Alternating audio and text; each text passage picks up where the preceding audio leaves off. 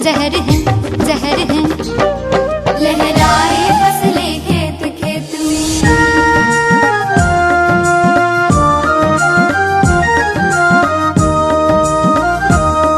हम करेंगे जैविक खेती जो पौधों को जीवन देती, सबको सात्विक अन्न मिले, स्वस्थ बने मन खिले खिले। नए युग के लिए नई खेती, यह शाश्वत यौगिक खेती।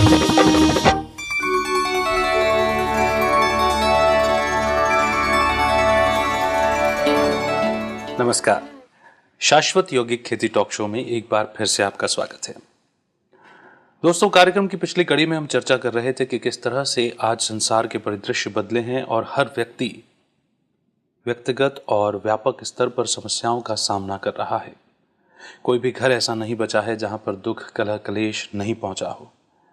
और इन समस्याओं के चलते, इन समस्याओं का सामना करने के चलते हमारे स्वभाव में, हमारे व्यवहार में बहुत सारे परिवर्तन आते हैं। हम चिड़चिड़े हो जाते हैं, गुस्सैल हो जाते हैं, गलत रास्तों पर चले जाते हैं। अब जब ये व्यवहार खराब हो जाता है तो किस तरह से इसे सुधारा जाए, कैसे इसे सही रास्ते पर लाया जाए, सकारात्मक, समर्थ और श्रेष्ठ चिंतन की ओर इसे लाया जाए, आज इसी विषय पर फिर से चर्चा करेंगे। और इस विषय पर एक बार फिर चर्चा करने के लिए हमारे बीच में पधारे हैं भोपाल, मध्य प्रदेश से व्यवहार वैज्ञानिक डॉक्टर अजय शुक्ला जी। डॉक्टर साहब, आपको बहुत बहुत स्वागत। नमस्कार डॉक्टर साहब, पिछले कार्यक्रम में हमने चर्चा की थी कि समस्याएं जब आती हैं मनुष्य के सामने तो कई बार वो गलत रास्तों का सहारा ले लेता है, लेकिन यदि एक कदम भी सकारात्मक चिंतन की ओर बढ़ाया जाए तो फिर व्यवहार को बदली किया जा सकता है, समस्याओं के परिदृश्य को बदला जा सकता है।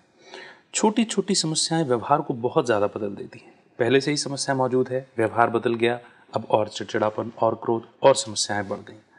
तो किस तरह से इन छोटे छोटी जो व्यवहार में जो बदलाव आ जाता है, मन के विचारों में जो बदलाव आ जाता है, इन्हें कैसे बदली किया जा सकता है फिर से सकारात्मकता की ओर ही जो कदम हमने बढ़ाया है, क्योंकि छोटे छोटे स्टेप लेंगे तो फिर बड़े श्रेष्ठ चिंतन की ओर भी बढ़ पाएंगे।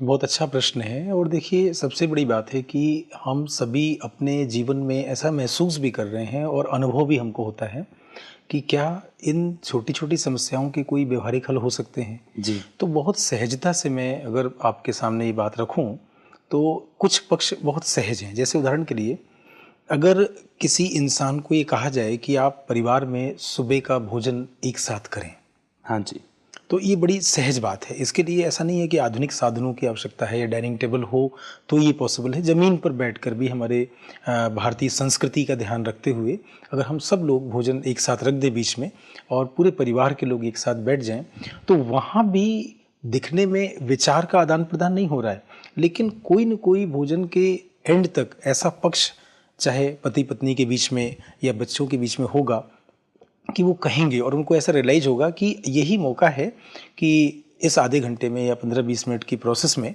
हम अपनी बात रखें। और हो सकता है कि भोजन के एंड तक परिवार का मुखिया या परिवार का कोई बड़ा सदस्य इस बात के लिए तैयार हो जाए कि जो प्रश्न है वो बहुत अच्छा है और हम सब लोग इसका समाधान कर सकते हैं, हम सब लोग मिलकर इस पर सोच सकते हैं। तो एक छोटी सी टिप्स दिखने में थोड़ी सी कठिन हो सकती है। चलिए, अगर ये बात निकल के आती है कि हम सुबह का भोजन साथ में नहीं कर सकते हैं जी, शाम का कर लें जी, ऑफिस के या अपने अपने कार्य अवधि या बच्चों को पढ़ने के लिए जाना है, समय में थोड़ा सा अंतर हो सकता है जी। लेकिन रात का भोजन अगर एक साथ किया जाए हाँ तो जी। दिन भर के आपस के या समाज के साथ जितने भी इंटरेक्शंस हो रहे हैं उस पर एक छोटी सी चर्चा रात को हो सकती है। भोजन मैंने इसलिए कहा कि और कोई कारण हो कि हम मीटिंग करना चाहते हैं, आपस में बातचीत करना सकते हैं, लेकिन उस समय क्या होगा कि कोई सदस्य इंटरवेंशंस करने से या जुड़ने से डर सकता है कि भाई आखिर दादाजी ने क्यों शाम को बैठने के लिए बोला है, हमको नहीं बैठना है या मुझे पढ़ाई करनी है, या दूसरा इंसान बोल सकता है मेरे को किसी से मिलने जाना है। लेकिन भोजन एक छोटा सा कारण हो सकता है कि हर परिवार अगर भारतीय संस्कृति की इस बात को ध्यान में रखकर एक समय साथ में भोजन करे तो दिखने में छोटी सी टिप्स है, लेकिन मन की बहुत सारी समस्याओं का समाधान उस छोटे से परिवार में आपस में बातचीत के द्वारा मिल सकता है। कहीं ना कहीं एक मनोवैज्ञानिक हल है साथ में बैठने का, और चूंकि भोजन करना एक सकारात्मक प्रक्रिया है तो उस वक्त सकारात्मक दृष्टिकोण भी ज्यादा रहेगा। डॉक्टर साहब, जैसे किसान भाइयों के मद्देनज़र हम बात करें तो किसान भाइयों की जो प्रैक्टिकल समस्याएं होती हैं, कभी ऋण का बोझ उन्हें तंग कर रहा होता है, कभी बारिश समय पर नहीं आई या कभी ज़्यादा बारिश आ गई, कभी बिजली नहीं है, कभी मजदूर खेत में काम करने वाले अवेलेबल नहीं हैं, कभी बाज़ार मूल्य ठीक नहीं मिल रहा फसल का। ऐसी अनेक प्रकार की समस्याएं हैं उनके सामने। वो अपनी इन व्यवहारिक समस्याओं से जूझ रहे होते हैं और ये समस्याएं उनके व्यवहार को बदल देती हैं। उनका बोलने का तरीका बदल जाता है, बातचीत करने का तरीका बदल जाता है। कई सारी समस्याएं तो बात करने से ही हल हो सकती हैं, जी। मगर चूंकि अब बात करने का तरीका ही बदल गया, अंदाज ही बदल गया, क्रोध और चिड़चिड़ापन अगर सवार हो गया है तो बनते काम भी बिगड़ रहे हैं। जी, तो ऐसे में देखिए, बहुत अच्छी बात आपने कहा। सबसे बड़ी बात आती है कि भारतीय ट्रेडिशन को हम देखें, परंपरागत खेती को देखें, तो उसमें एक बड़ा अच्छा स्टेटमेंट लगेगा और दुख भी होता है कि आज भी वो स्टेटमेंट जिंदा है कि भारतीय किसान कर्ज में जन्म लेता है और कर्ज में ही मर जाता है। अब प्रश्न उठता है कि अगर औद्योगिकरण हुआ तो उसके बावजूद एक नई चीज आ गई कि 80% हम एक जमाने में डिपेंड थे खेती के ऊपर जी, लेकिन आज भी वो आंकड़ा सेम है। आप आश्चर्य करेंगे कैसे कि जितने भी कृषि के उत्पाद हुए, उस उत्पाद को समाज तक विभिन्न वस्तुओं के रूप में पहुंचाने में पुनः उन उद्योगों ने सपोर्ट किया। जी जी, जैसे उदाहरण आप देखें कि सोयाबीन की कितनी बड़ी बड़ी इंडस्ट्री हमारे देश में है और उसके जो प्रोडक्ट आ रहे हैं, दूध से लेके और बाकी सारे प्रोडक्ट, तो डिपेंडेंसी एग्रीकल्चर के ऊपर इंडस्ट्री की है। तो किसान इस बात से हतोत्साहित नहीं हो कि जो हम उगा रहे हैं उसका समाज में उपयोग नहीं है। कृषि वैज्ञानिकों के बीच में भी जब हम चर्चा करते हैं तो ये एक मनोवैज्ञानिक सपोर्ट हम उन्हें देते हैं कि आप अगर इन किसानों तक पहुंच रहे हैं तो हमारी बात उन तक पहुंचाइए। और उसमें एक सबसे जरूरी बात है कि जो कुछ भी वो उगा रहे हैं इस राष्ट्र के या अन्नदाता के रूप में उनकी भूमिका है, और वो फसलों को एकल प्रोसेस में काम नहीं करें। एकल प्रोसेस में इसलिए कह रहा हूँ कि अगर किसी किसान ने कोई उत्पादन किया या कोई फसल लगाई तो वो एक पर डिपेंड हो जाते हैं। जी, खेती के साथ साथ में बहुत बड़ी आवश्यकता है और ये राष्ट्रीय स्तर के कई अनुसंधान में निकल के बात आई है कि खेती के साथ में अगर पशुधन, मैं पशु के साथ में धन शब्द जोड़ रहा हूँ, पशुधन को अगर हम संलग्न करेंगे तो आप देखेंगे कि दूध का उत्पादन अगर उनके घर में होता है तो दूध का व्यवसाय वो भले ना करें लेकिन इतना पैसा उनको मिल जाएगा कि जो रेगुलर परिवार को चलाने के लिए नियमित खर्चे हैं वो निकाल लेंगे। अब कोई प्राकृतिक आपदा आ भी गई तो हमारे जो खेतों के अंदर एक रिसाइकिल प्रोसेस है, कोई भी चीज़ बेकार नहीं होती है। मेरी माँ, मुझे याद है कि बचपन में बड़े फार्म हाउस में हमारा था तो उसमें से शाम को भुट्टे को भूनकर हमको खिलाती थी जी। तो हम उनसे पूछते थे कि ये कंडे आपने कैसे बनाए, तो कहा कि बेटा 2 गाय है ना अपने पास, तो गोबर से ये कंडे बन गए। अब इन कंडों को जला के हम ये भुट्टों की सिकाई कर रहे हैं। अब जो भुट्टे हमने खा लिए तो उसका जो पूरा लकड़ी बची हुई है उसको हमने इस गाय को खिला दिया। अब इस गाय को खिलाया, उपवन बना, कंडे बने, ये इसमें जला और इस राख को फिर से इस फसल में हम डाल देंगे। मतलब जो कुछ भी रिसाइकिल प्रोसेस हुई जी, पेड़ पौधों की रक्षा से लेके और उसके आखिरी उत्पाद को उपयोग करने तक। आप आश्चर्य करेंगे कि यौगिक और शाश्वत जो खेती की प्रोसेस चल रही है इसमें कई लोगों को हमने व्यक्तिगत सलाह गांव में जाके दी कि अगर आप एक पॉलीथीन के पैकेट को बिछा के उसमें गाय के जो गोबर है उसमें जितना भी गूगल वगैरह या जो हम हवन सामग्री मिला के उन कंडों को बनाएं और अच्छा शेप दे दें तो आप आश्चर्य करेंगे कि कई लोगों ने इसके माध्यम से हम दूसरे देशों को एक्सपोर्ट कर रहे हैं कंडे। और वो छोटे से पैकेट की जो कास्ट है वो बहुत ज़्यादा है।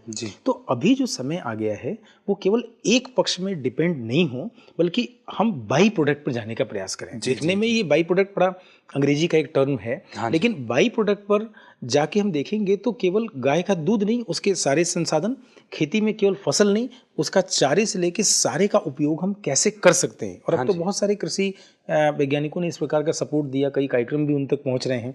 तो किसानों को देश में जोड़ा गया है और उनको भी ये बात समझना चाहिए कि अगर कई वर्षों से कृषि वैज्ञानिक हमको ये बोल रहे हैं कि हम खेती के साथ पशुधन का उपयोग करें या अपने कई एकड़, जैसे मान लीजिए 20 एकड़ जमीन है हमारे पास में, उसमें से 2 एकड़ में हम फलदार वृक्षों को लगा दें जी। तो फलदार वृक्ष एक दूसरा ऑप्शन हो सकता है कि खेती में अगर कोई नेचुरल क्लेमिटीज आई है, प्राकृतिक आपदा आई है, तो हमारे वृक्ष हमको, और जो हमारे सीजनल फल हैं, चाहे वो आम हो, अमरूद हो, आंवला आजकल आप देखें तो आंवले की खेती भी बहुत ज़्यादा उपयोगी है। मैं ये नहीं कहता कि सारे खेत में आंवला लगा दें आप, जी, जी। लेकिन हम अपने खेत को कई भागों में विभाजित कर सकते हैं, कई ऑप्शंस पे जा सकते हैं, और अचानक जो प्राकृतिक आपदा आती है और उससे जो आर्थिक परेशानी क्रिएट होती है, घर चलाने में परिवार के सदस्यों के बीच में द्वंद्व पैदा होता है, निराशा आती है, हम दूसरे ड्रग्स की तरफ चले जाते हैं, इन सब दुखों से बचने का ये अलग अलग ऑप्शंस हो सकता है। ये कारगर उपाय है कि आप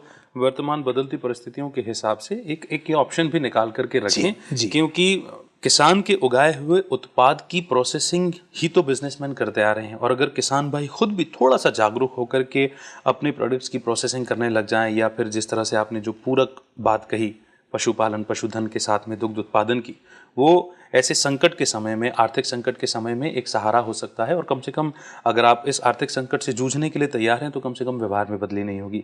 एक और महत्वपूर्ण बात मैं आपको बताना चाहूँगा दोस्तों कि डॉक्टर अजय शुक्ला खुद भी शाश्वत यौगिक खेती का प्रयोग कर रहे हैं और गांव-गांव में जाकर के शाश्वत यौगिक खेती का प्रचार प्रसार भी कर रहे हैं।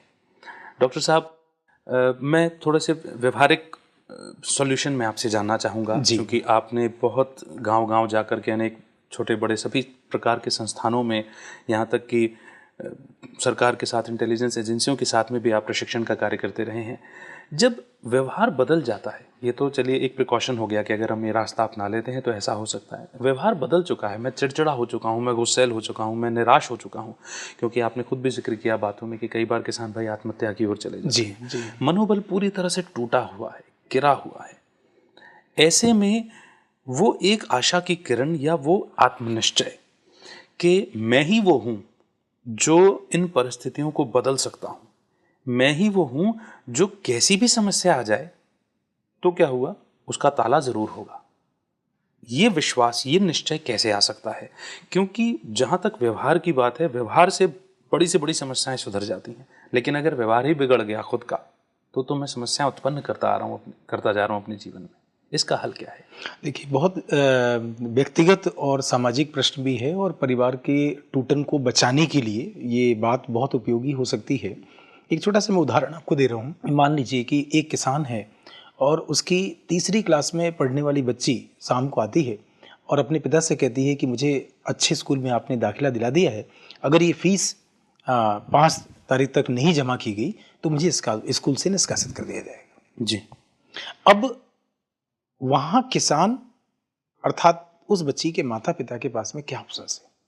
जी। आर्थिक दबाव और आर्थिक दुख वो झेल रहे हैं। मैं छोटा सा एक और उदाहरण आपको दे दूं कि मेरे पिताजी ने एक व्यक्तिगत संदर्भ मुझे दिया कि जब वो पढ़ाई कर रहे थे और हाई स्कूल में उनके शिक्षक ने कहा कि इस तारीख को आपको फीस जमा करनी है, और जब उन्होंने अपने पिताजी से अर्थात मेरे दादाजी से बोला तो मेरे दादाजी ने उनको जवाब दिया था कि आप जाके शिक्षक से कह देना कि खेत में गन्ना लगा दिया है, गन्ने की फसल बढ़ेगी, गन्ने की कटाई होगी, कटाई के बाद में गुड़ बनेगा, और गुड़ जब बाजार में बिक जाएगा और जो धन मिलेगा उस समय वो फीस जमा कर देंगे। जी। अब ये परिदृश्य आज से 50-60 साल पहले का है। हाँ जी। उस समय जो मानवीय संवेदनाएं थी, मानवीय व्यवहार था, वो सतो प्रधान अगर हम कहें तो ज्यादा उपयुक्त होगा।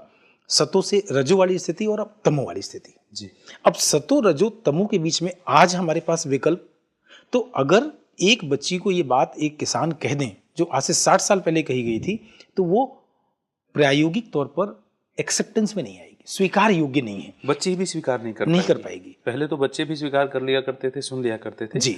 बच्चे ही स्वीकार नहीं कर पाएगी क्योंकि दृश्य पूरी तरह से बदल चुके हैं। डेफिनेटली। अब हर जो आपने बड़ा ही प्रैक्टिकल उदाहरण दिया और अपने परिवार का एक निजी उदाहरण भी आपने यहाँ हमारे सामने रखा है, अक्सर करके यही मानसिक आर्थिक दबाव किसान भाइयों के ऊपर रहता है। मैं आपको बहुत बड़ा सपोर्ट यहाँ देता हूँ कि अगर मनोवैज्ञानिक आधार पर वो पिता छोटा सा काम करें कि उस प्रश्न को सुनने के बाद उस बच्ची को खुशी के मारे गोद में उठा लें। गंभीर उत्तर वहां नहीं है, लेकिन ये जो सहज व्यवहार है, क्योंकि उनके दिमाग में ये बात आना चाहिए कि जन्म मैंने बच्ची को दिया है और ये अपने भविष्य की फिक्र को करते हुए अर्थव्यवस्था को अर्थात उस फीस को मुझसे मांगने का प्रयास कर रही है। जी। आज आधुनिक समाज में उनके पास तमाम दुख है, परेशानी है, उसके बावजूद अगर वो बच्ची को गोद में उठा लें और बोले बेटा मैं बहुत जल्दी तुम्हारी फीस जमा कर दूंगा, तो ये जो बच्चे के मन तक माता पिता से संस्कारगत जो दुख पहुंचता, एक तो उससे रक्षा हो गई। हाँ जी। परिवार में एक बच्चा विचलित नहीं हुआ, मां को अपनी आंखों को नम नहीं करना पड़ा और पूरा परिदृश्य बदल गया। देखिए, दिखने में ये समाधान नहीं है, लेकिन इमीडिएट ऐसा हुआ और उस परिवार में जब बातचीत होने लगी तो मां ने धीरे से कहा कि कोई बात नहीं, अपने घर में संकट आया ना, मेरे जेवर रखे हुए हैं, इनको अगर हम रख देते हैं और कुछ पैसा लेके अपनी बच्ची को पढ़ा देते हैं, हमारे पास संकट आता है, परिस्थितियां आती हैं, अगली साल फसल अच्छी होगी, हम अपने गहने वापस ले आएंगे जी। ये दिखने में समाधान है और ये समाधान इतना गुप्त है कि ऐसा हर एक परिवारों में, कई परिवारों में, अनगिनत परिवारों में हुआ है, लेकिन वो बात छिपी हुई है। हाँ जी। लेकिन वो सहजता युक्त व्यवहार, बहुत सहज व्यवहार है। तो कई बार दिखने में जो गुण है, सहजता या सरलता, बहुत छोटा है, लेकिन इसकी जो डेप्थ है, इसकी जो गहराई है, वो बहुत बड़ी है। गोद में उठा लेना, इसका अर्थ है कि उन पिता को अपनी दोनों बाहों को फैलाने के लिए कितना मन को प्रसन्न करना पड़ेगा, उनकी सोच में कितना अंतर आ जाएगा। तो जो हमने बातचीत की थी कि दिखने में हम जो कह रहे हैं समाज को प्रत्यक्ष रूप से कि आप अपनी साधारण सोच को, अपनी नकारात्मक सोच को, अपनी व्यर्थ सोच को समाप्त कर दो, तो दिखने में हमको दबाव पड़ रहा है कि हम ऐसा क्यों कर दें, लेकिन इसके बदले में जो सकारात्मक चिंतन हुआ, जो समर्थ चिंतन हुआ या जो महान चिंतन हुआ, उसने तो पूरा परिदृश्य बदल दिया। और राजयोग मेडिटेशन का एक छोटा सा उदाहरण मैं आपको दूं कि जहां एक पक्ष हमने रखा, एक दूसरा पक्ष है। राजयोग मेडिटेशन कहता है कि मन की, आत्मा की अवस्थाओं तक हम जाएं तो बहुत सहज है, हम अचेतन मन तक चले जाएं, हम अवचेतन मन को ढूंढ लें, हम चेतन मन से बातचीत करने लगे, और एक बार तीनों से बातचीत शुरू हो गई तो आप देखेंगे इसका परिणाम क्या होगा, जीवन दर्शन, और उसी परिवार में उमंग, उत्साह और जीवन का लक्ष्य दिखाई देने लगेगा। जी।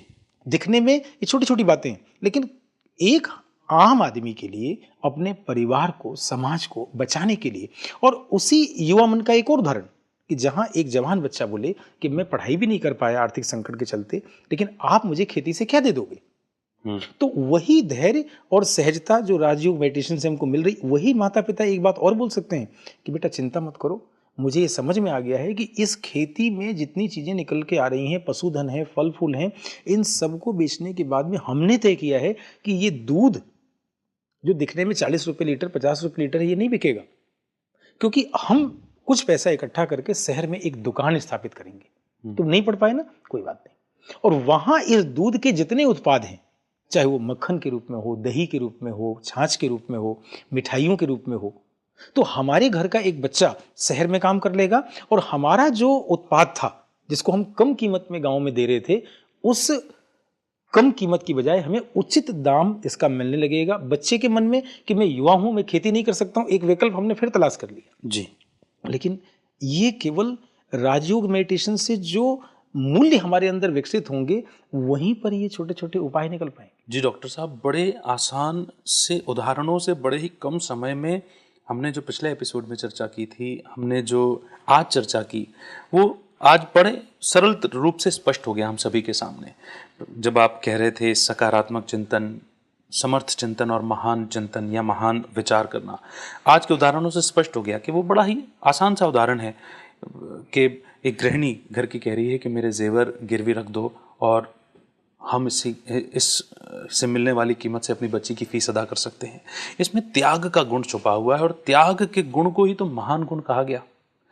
स्वतः ही महानता आ रही है और उसे दिखाने की जरूरत नहीं है, साबित करने की जरूरत नहीं है, लेकिन ये महानता का गुण या विचार तब उत्पन्न हो पाया जब हमने सारे मानसिक दबाव को, सारे आर्थिक दबाव को, सारे सामाजिक दबाव को दरकिनार किया और शांत मन से सबसे पहले स्वीकार किया उस परिस्थिति को।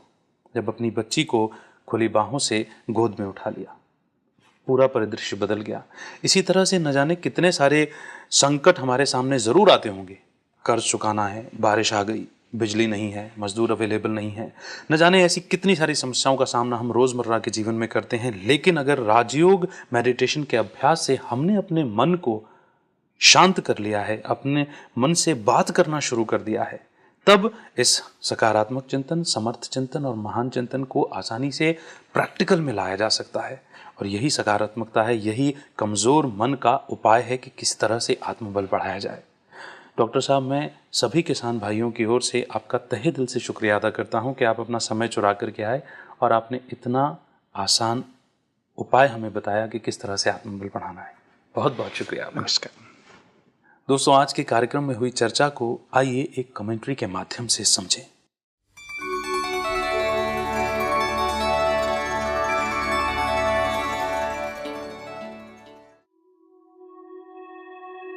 सारा दिन में चलते फिरते, लोगों से मिलते,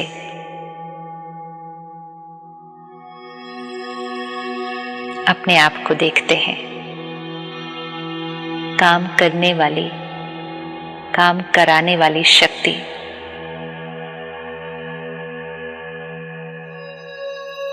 वो मैं आत्मा हूं।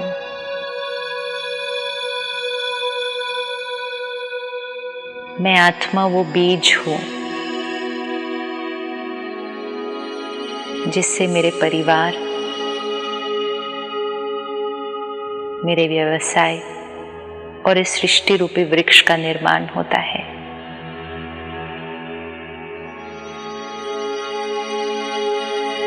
मैं आत्मा वो बीज हूं।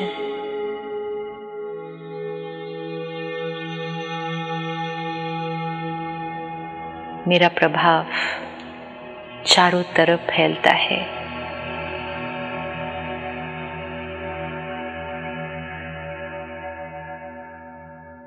आज सारा दिन में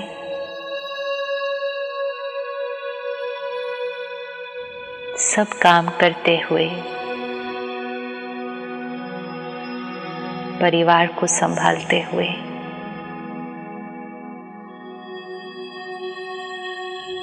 बस ये ध्यान रखना है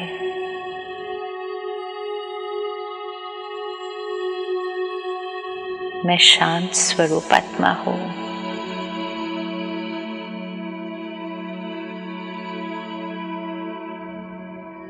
मेरी हर सोच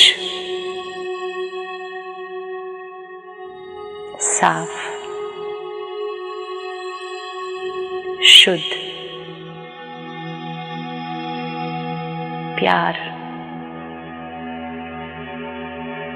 और शक्ति से भरपूर मन रूपी बीज को शक्तिशाली बनाना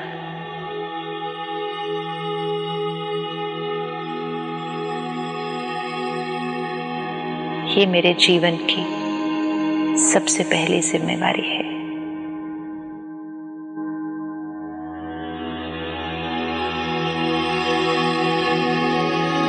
ओम शांति।